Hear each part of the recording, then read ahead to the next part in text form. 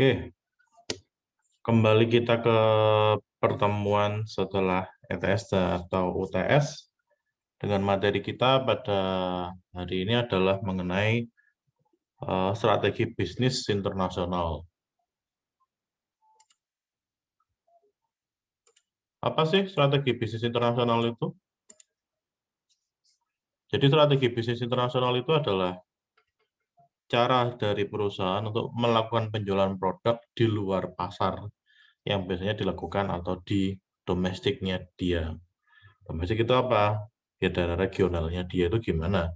Misalkan hanya ada di Indonesia, sekarang dia memulai memiliki sebuah strategi untuk masuk ke dalam lingkupnya yang lebih luas, yaitu skala internasional. Nah, di mana perusahaan tersebut itu juga harus memiliki sumber daya yang memadai agar dapat bisa masuk di pasar luar negeri itu yang potensial.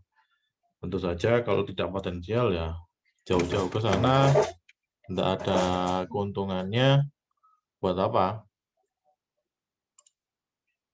Oke. Lalu di dalam strategi bisnis internasional itu ada 4 capaian perusahaan yang dapat dimanfaatkan dengan melihat diversifikasi di internasional, yaitu yang pertama adalah perusahaan itu dapat meningkatkan ukuran pasar. Tentu saja dari skala yang regional tadi, skalanya hanya lokal, itu sekarang menjadi lebih besar, yaitu di luar negeri. Tentu saja juga untuk tingkat pengembalian investasi lebih cepat. Harap diingat, karena di sini ada investasi yang tadinya hanya menggunakan uang yang tadinya rupiah, misalkan seperti itu, sekarang bisa menggunakan baik dolar, ringgit, dan lain sebagainya. Peningkatan skala ekonomi dan pembelajaran. Skala ekonomi di sini adalah seberapa banyak sih tingkat pengembaliannya tadi, lalu keuntungannya berapa. Nah, pembelajarannya tadi itu juga misalkan tadi yang hanya lingkupnya di Indonesia, tiba-tiba sekarang ada di luar negeri, seperti misalkan Vietnam, mungkin masih sama.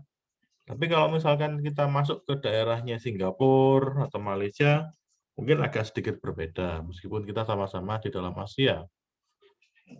Ada juga mengenai keuntungan lokasi. Nah, tentunya di Indonesia itu keuntungan lokasinya itu banyak. Kalau misalkan ada dari luar masuk ke negara kita, tentu keuntungan lokasinya adalah tempat kita melimpah. Mau ada sawit, mau ada batu bara, mau ada nikel, mau ada segala macamnya, kita punya. Tapi ketika kita mencari sesuatu hal yang biasanya agak susah, misalkan di Indonesia itu mungkin tidak ada yang namanya gandum, maka kita akan lari ke mau Australia, mau ke daerah Eropa sana, nah itu keuntungan lokasinya ada di sana. Cuman pasti biayanya juga besar. Oke, lalu ada beberapa bentuk dasar strategi bisnis internasional. Yang pertama itu adalah strategi tingkat bisnis internasional. Di situ ada strategi kepemimpinan biaya internasional, strategi diferensiasi internasional, strategi kepemimpinan biaya atau diferensiasi,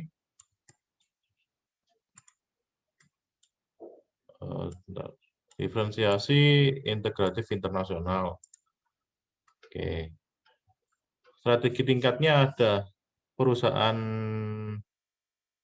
di perusahaan nasional itu ada strategi multidomestik, ada strategi global, dan strategi transnasional. Nah, perusahaan itu juga melihat tren lingkungan. Misalkan apa? Nah, misalkan adalah kewajiban dari keasingan atau liability of foreigners, di mana perusahaan itu mengurangi fokus pada pasar global yang sebenarnya lebih banyak beradaptasi pada regionalnya. Maksudnya seperti apa? Contohnya seperti ini, ketika ada perusahaan Indonesia ingin masuk ke negara Vietnam tadi. Nah, Vietnam itu kan banyak.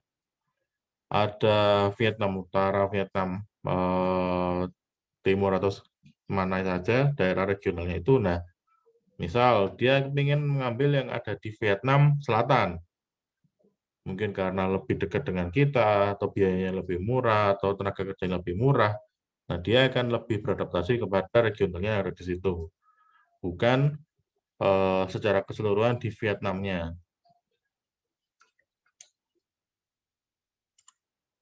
Berikutnya ada regionalisasi, di mana ini merupakan pemilihan strategi perusahaan itu akan masuk hanya di satu negara saja atau dalam satu regional, seperti yang tadi saya bilang. Nah, mau Vietnam ya cuma Vietnam aja, atau Vietnam tapi yang daerah selatan. Itu berarti regional. Oke, nah kita masuk ke berbagai cara untuk memasuki pasar di internasional, yaitu yang pertama ada namanya ekspor, yang kedua ada pemberian lisensi, yang ketiga ada aliansi strategi, yang keempat ada akuisisi, dan kelima adalah anak perusahaan baru yang dimiliki sepenuhnya oleh induk perusahaan. Di mana kalau anak perusahaan baru itu pasti biaya yang dikeluarkan juga besar. Oke. Ada hasil daya saing strategis. Di sini ada 3, yaitu perbedaan dalam laba secara internasional, karena tentu saja yang di sana itu, kalau misalkan kita sudah keluar, berarti bukan menggunakan rupiah lagi, namun umumnya adalah dolar. Tapi kalau untuk masih negara ASEAN, sekarang adalah menggunakan mata uang masing-masing negara ASEAN. Lalu perbedaan inovasi di kancah internasional, tentu saja kalau misalkan kita ada di bilangan antara Indonesia dengan Singapura, lebih inovatifnya lebih tinggi di negara Singapura. Lalu juga ada kompleksitas pengelolaan perusahaan di dalam skala multinasional. Ya, karena tadi yang biasanya dipegang adalah regional, yang ada di Indonesia saja kita bisa tahu bahasa Indonesianya sama, meskipun kita dari berbagai suku dengan banyak bahasa juga dari tempat Indonesia sendiri, namun akan bertambah kompleks dengan perusahaan yang ada di luar negeri. Apa? Karena mereka juga menggunakan bahasa Inggris. Nah, dari situ maka ada kompleksitas yang lebih rumit daripada hanya sekedar berbisnis dengan yang ada di regional. Nah, risiko itu juga masuk di dalam lingkungan internasional. Nah, ada risiko politik dan ada risiko ekonomi. Contohnya begini, kalau misalkan ekonomi adalah resesi. Untuk sekarang di masa pandemi ini, ekonomi pasti semuanya turun. Nah, itu kan semua resiko. Namun ada beberapa yang mulai bangkit. Nah, ada juga untuk resiko politik. Kenapa? Misalkan seperti di negara yang sekarang terjadi pandemi banyak. Nah, politiknya bagaimana? Yang tadi awalnya mereka diharuskan sama seperti kita, 5M, menggunakan masker, cuci tangan, segala macamnya, dilarang berkerumun. Nah, alhasil setelah mereka melakukan vaksinasi dan segala macamnya, mereka menganggap bahwa mungkin di dalam pemikirannya sudah kebal dengan virusnya itu, maka mereka melakukan pengendoran dari protokol kesehatan. Maka di situ ada resiko politik, bukan hanya resiko politik, tapi juga resiko kesehatan. Nah, politiknya bagaimana? Kalau yang tadinya dilakukan pengetatan, sekarang ada pengendoran. Atau bisa juga seperti ini. Yang lagi rame sekarang itu adalah di Myanmar, di mana terjadi kudeta. Sekarang yang memegang adalah militer. Nah, di situ juga ada risiko politik. Hingga saat ini pun itu juga masuk ke dalam risiko ekonomi, di mana perputaran uang yang ada di sana itu stagnan atau mandek. Sekarang diperkirakan bahwa tingkat pengangguran yang ada di Myanmar sana akan bertambah. Baik yang ada di kota kecilnya, di kabupaten, maupun yang ada di kota besar. Itu adalah risiko di dalam lingkup atau lingkungan internasional. Nah, di sini ada opportunities dan outcome dari strategi internasional. Kita lihat, ketika kita bisa mengidentifikasi peluang internasional, di situ terjadi peningkatan ukuran pasar, ada pengembalian investasi yang besar, lalu peningkatan skala ekonomis dan pembelajaran juga bertambah, didapatkan adanya lingkungan atau keuntungan lokasi. Nah, setelah itu mencari sumber daya dan kapabilitas, di mana di situ mulai muncul dari strategi-strategi, mulai dari strategi domestik, juga ada multi domestik menurut saya, atau global strategi dan strategi transnasional. Nah, begitu juga cara masuknya di kancah internasional itu menggunakan apa? Ada ekspor, ada aliansi strategis, ada akuisisi, ada pembukaan cabang baru. Nah, di situ pasti juga terkait dengan risiko dan masalah yang harus di-manage. Tujuannya apa? Itu tadi, mendapatkan kinerja penghasilan yang lebih tinggi dan mendapatkan juga inovasi karena ada pembelajaran. Oke. Manfaat penggunaan strategi bisnis internasional. Yang pertama bisa meningkatkan pasar atau meningkatkan pangsa pasar bagi perusahaan, pengembalian modal investasi atau return on investment yang lebih baik, skala cakupan dan pembelajaran skala ekonomi yang lebih baik, keuntungan yang lebih kompetitif melalui pemilihan lokasi. Nah, ini adalah penentu keunggulan nasional di mana masing-masing itu saling terkait.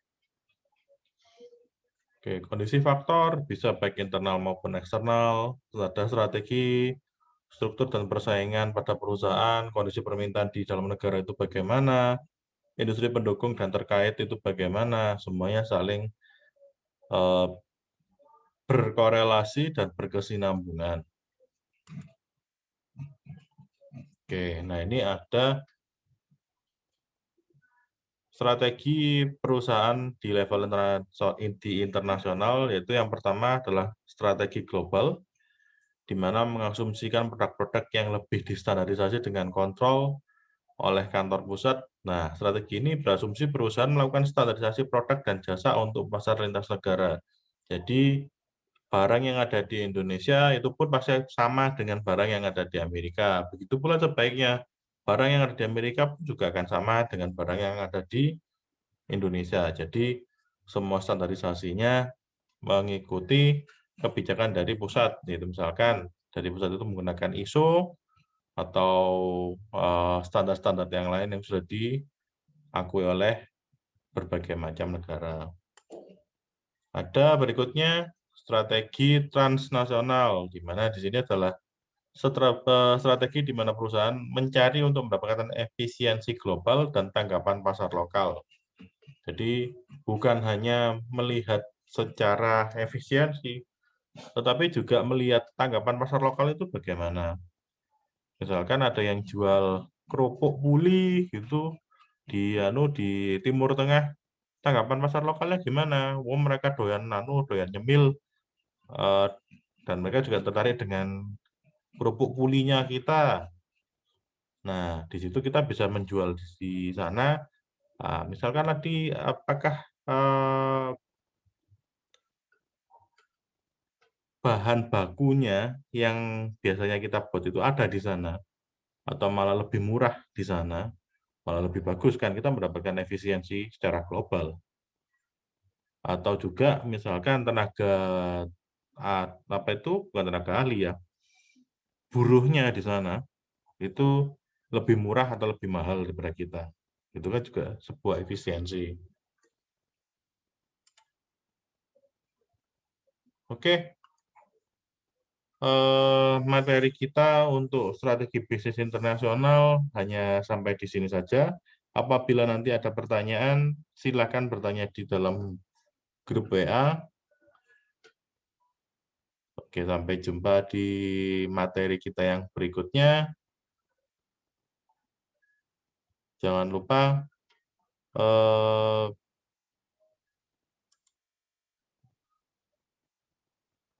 ada beberapa tugas nanti yang akan saya bagikan di grup WA dan juga ada pembagian kelompok.